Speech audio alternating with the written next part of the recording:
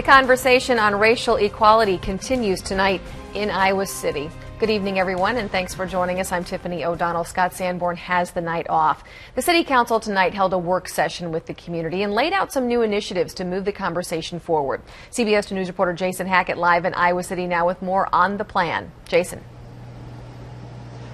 Tiffany, to understand what's going on out here, you have to go back in time a little bit to 2012. That's when an ad hoc diversity committee released a report on some of the issues with minorities here in the city. The City Council accepted some recommendations from that report, but after some recent events around the country and a lot of complaints and calls they've been getting here into City Hall, they decided more advanced steps needed to be taken. I really do commend you for sitting here listening to the concerns in our community. And the concerns in Iowa City are many. No racist police! Now the framework for equality is being drawn.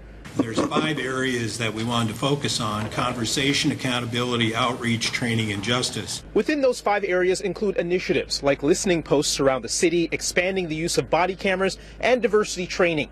The City Council spent more than an hour taking public comment, and opinions were diverse. Some say you can't even start discussing solutions without frank conversation. We cannot begin to move away from a rhetoric of racial disparity and inequality until we can publicly name it and discuss it with open minds. Others say the solutions that were laid out are a good start, but are concerned they were too vague. What I see here is just general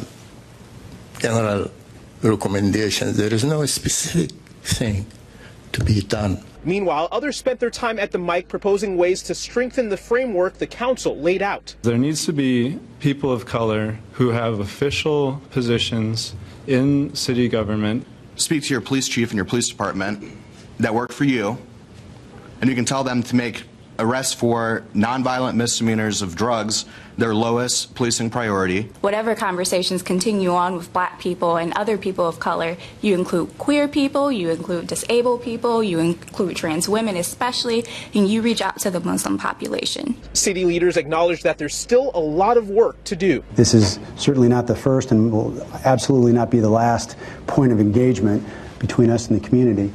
Now, Councilman Kingsley Botchway also proposed his own 6-point plan. They include things like working with other governments here in the area on equity and developing ways to involve the minority community. His 6-point plan was very well received by the crowd. Obviously, a lot still to be done here in Iowa City.